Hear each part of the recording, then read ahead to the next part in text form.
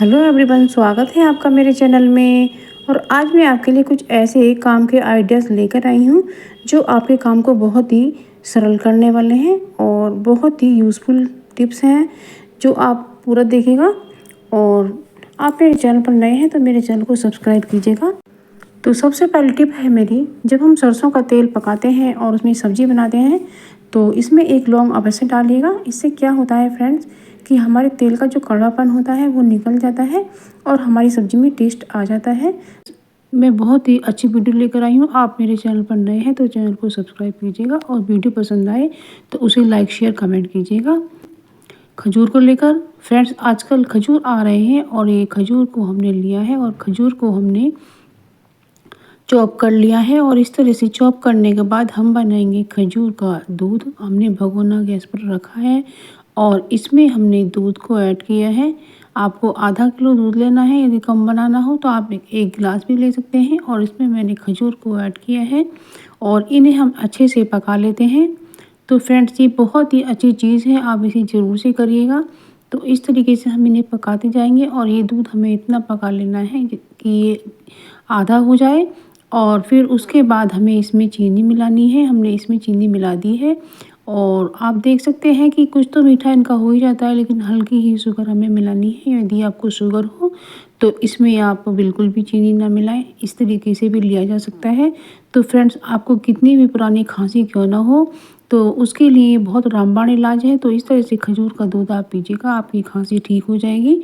और सबसे बढ़िया बात तो ये होती है कि ये कब्ज़ के लिए भी बहुत अच्छा होता है। यदि आपके पेट में कब्ज़ रहती है तो वो भी ख़त्म हो जाएगी और इससे पेट साफ़ हो जाएगा। ये बहुत ही अच्छी दवाई का काम करता है। तो ये खजूर का दूध आप ज़रूर से पीजिएगा। तो जिस तरीके से हम छुआरे और मुनक्के का दूध बनाकर पीते हैं और उसमें काफ़ी एनर्जी होती है, इसी तरीके से इनमें एनर्जी भी बहुत होती है और ये हमारी हड्डियों को मजबूत रखते हैं। तो फ्रेंड्स, सर्दी में आप इसका सेवन ज़रूर से कीजिएगा और इस तरीके से दूध को बनाकर पिएंगे तो बहुत ही लाभकारी होगा और आपको बहुत ही फ़ायदेमंद साबित होगा। तो फ्रेंड्स, ये टिप है तो बहुत अच्छी, आप इसे ज़रूर फॉलो करिएगा और आप इसे करके देखिएगा। यदि आपको खांसी है तो वो भी ठीक हो जाएगी और यदि कब्ज़ हो जाती है तो वो भी ठीक हो जाएगी। और सबसे बढ़िया बात यह होती है कि ये जो बच्चे टॉयलेट कर लेते हैं बिस्तर में तो उनके लिए भी ये बहुत बढ़िया औषधि का काम करेगा, क्योंकि इसे पीने से मसाना कमज़ोर होता है तो वो ठीक हो जाता है। तो बच्चों का बिस्तर में टॉयलेट निकलना भी ठीक हो जाता है। तो इस तरह से ये दूध बहुत ही लाभकारी और गुणकारी है। तो ये बहुत ही दवाइयों का इलाज है, आप इसे ज़रूर से लीजिएगा।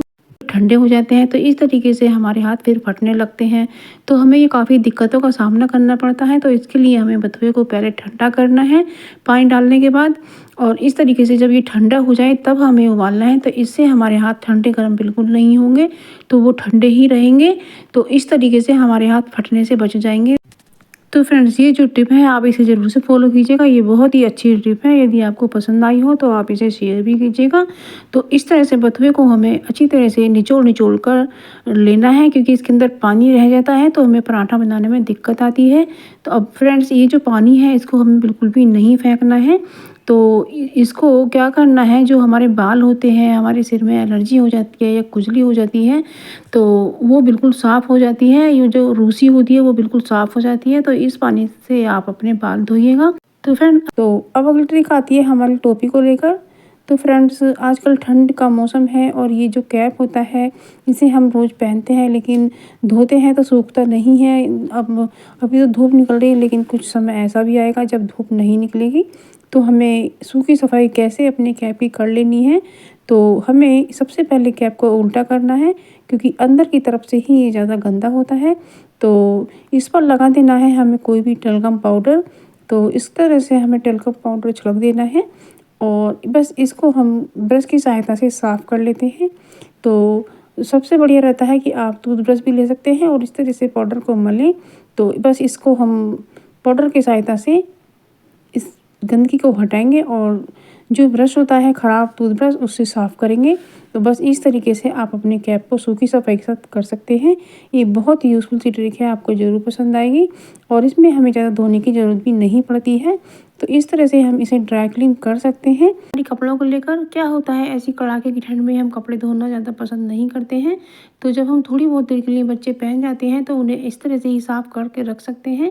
तो इससे मैंने डाला है बेकिंग सोडा और जो ब्रश की सहायता से मैंने इसे साफ़ कर दिया है और ख़राब टूथब्रश की सहायता से ही हो जाता है। तो इस तरीके से तय बनाकर रख सकते हैं, तो ये दोबारा भी काम में लाया जा सकता है। रैपर निकलते हैं, इन्हें आप बिल्कुल ना फेंकें। तो इसमें मैंने डाला है कपूर और इसमें कुछ मैंने लौंग डाली है और इन चीज़ों को इस तरीके से मैंने लगा करके टेप की सहायता से मैं इसे किचन में लगा रही हूँ। तो इससे फ्रेंड्स क्या होता है, जहाँ आप खाना बनाते हैं तो इनमें से भीनी भीनी खुशबू आती रहती है और मक्खी मच्छर भी दूर चले जाते हैं, क्योंकि मक्खी मच्छरों को इनकी स्मेल बिल्कुल भी पसंद नहीं होती है और इनसे जो किचन में बैड स्मेल होती है वो भी निकल जाती है। और आप इसे इस तरह से अपने बाथरूम में भी लगा सकते हैं या अपनी अलमीरा में भी लगा सकते हैं जहां आपके कपड़े हों। तो इससे जो भीनी भीनी खुशबू निकलती है वो बैड स्मेल को ख़त्म करती है और मक्खी मच्छर को भी दूर भगाती है। हेलो एवरीवन, स्वागत है आपका मेरे चैनल में। और आज मैं आपके लिए एक यूज़फुल वीडियो लेकर आ चुकी हूँ। विंटर सीज़न आ गया है और इसमें हमारे हाथ और पैर भी फटने लगे हैं, तो उसके लिए भी मैं बहुत अच्छा सा सॉल्यूशन लेकर आई हूँ। आप वीडियो पूरा देखिएगा। तो आप मेरे चैनल पर नए हैं तो मेरे चैनल को सब्सक्राइब कीजिएगा। तो ये सबसे पहली ट्रिक है मेरी मिर्ची को लेकर। क्या होता है फ्रेंड्स, जब हम आजकल मिर्ची लेकर आते हैं तो हम ज़्यादा ले आते हैं लेकिन वो ज़्यादा दिन चलती नहीं है, गल जाती हैं। तो हम ऐसा क्या करें जो हमारी मिर्ची महीने भर तक भी ना गले।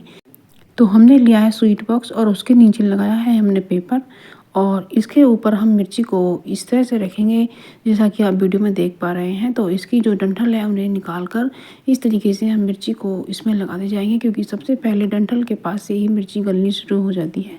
तो हम डंठल जो होते हैं उन्हें तोड़ करके इस तरीके से रखते जाएंगे और जो इसमें नमी आएगी वो पेपर सूखता रहेगा।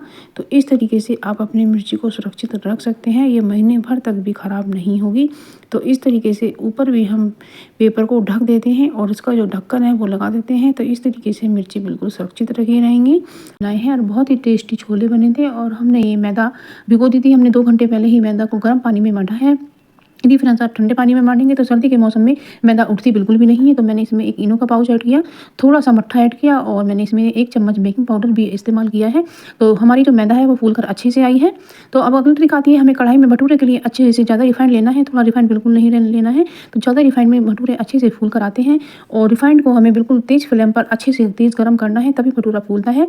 और यदि आपका तेल कम गर्म है तो उसमें भटूरा फूलता बिल्कुल भी नहीं है, इसलिए अच्छे से तेज़ गर्म ऑयल कीजिएगा। उसके बाद ये भटूरा डाल करके इस तरह से पोनी से आप उसे दबाते जाइएगा तो आपको जो भटूरा है वो फूल कर आएगा। तो फ्रेंड्स आप देख सकते हैं कि मेरा भटूरा फूला है, लेकिन अभी रिफाइंड थोड़ा सा और तेज़ गर्म करना पड़ेगा, फिर बहुत ही अच्छे से फूल कर आएगा। तो अब हमने ये दूसरा भटूरा ऐड किया है, तो इसमें आप देख सकते हैं ये थोड़ा सा उससे अच्छा फूला है। अब बाकी के और भटूरे भी बड़े बड़े फूल कर आएंगे। तो छोले भटूरे बनकर के तैयार हैं। हम दिए की एक नई ट्रिक बताते हैं। तो हमने ये बड़ा वाला दिया लिया है और इस बड़े दिए का हम बहुत अच्छा यूज़ करने वाले हैं। तो हमें पहनाना है इसे मोजा। तो आपने यदि कभी दीपक को इस तरह से मोजा पहना कर नहीं देखा है तो आज ज़रूर पहना कर देखें। तो इस तरह से हमने मोजे को पहनाया है। तो अब हम सबसे पहले इस दिए में धूप बत्ती रख देते हैं, खुशबूदार अच्छी सी धूप बत्ती हम इस दिए में रख देते हैं। और अब इसमें हम रखेंगे थोड़ा सा अच्छा वाला कपूर। तो कपूर भी हमें इसमें रख देना है और इसमें हम अभी एक चीज़ और ऐड करेंगे और इसमें डाल देनी है हमें 5-6 लौंग। और बस इस तरीके से हमने दिए में इसे कर दिया है और इस दिए को हम डालेंगे सॉक्स में और सॉक्स से इस दिए को अच्छे से हम बंद कर देते हैं। आप कपड़ा भी ले सकते हैं, लेकिन कपड़े के अंदर वो बात नहीं होती है जो सॉक्स के अंदर होती है। सॉक्स अच्छे से इसे बांध लेता है। तो इसे बांधने में भी आसानी होती है क्योंकि ये सॉक्स लाइलॉन का है, तो इसे खींचा जा सकता है कपड़े को।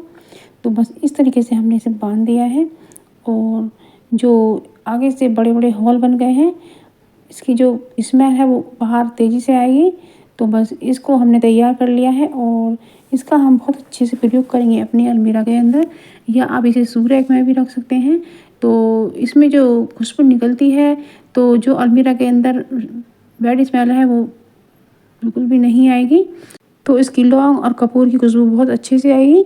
तो इससे हमारी जो बैड स्मेल है वो निकल जाएगी हमारी अलमीरा की। और शू रैक में भी आप इसे रख सकते हैं।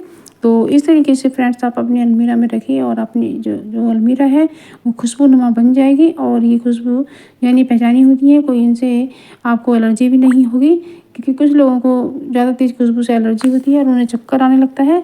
तो ये ऐसा भी नहीं है, ये हल्की खुशबू है और इस तरह से आप कर सकते हैं। और तो अब हमारी दूसरी ट्रिक आती है, जो हमारी घर में किचन में छोटी छोटी कैंचियाँ होती हैं, तो उनकी जो धार होती है वो कम हो जाती है और हमारी कैंची काम करना बंद कर देती हैं। तो उन्हें तेज़ करने के लिए हमें इस तरह से नमक में ही करना है, तो जो इनकी धार है वो तेज़ हो जाएगी। और ये हमारा धागे का कटर है, तो इसे भी हमें नमक में थोड़ा सा चला देना है, तो जो इनकी धार है वो थोड़ी कड़ी हो जाती है, तो वो थोड़ी तेज़ हो जाएगी।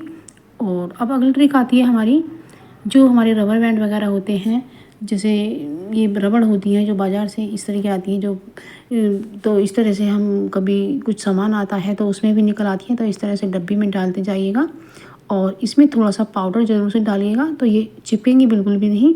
तो इस तरीके से आप जहाँ से भी रबड़ आए या आप बाज़ार से ख़रीद कर लाएँ, तो ऐसे इस तरह से रख सकते हैं। को लेकर क्या होता है फ्रेंड, जब हम बिंदी पत्ते में से निकालते हैं तो या तो इसका कागज़ ही खींच कर आ जाता है, या फिर बिंदी ही छूटते छूटते वो टेढ़ी मेढ़ी हो जाती है।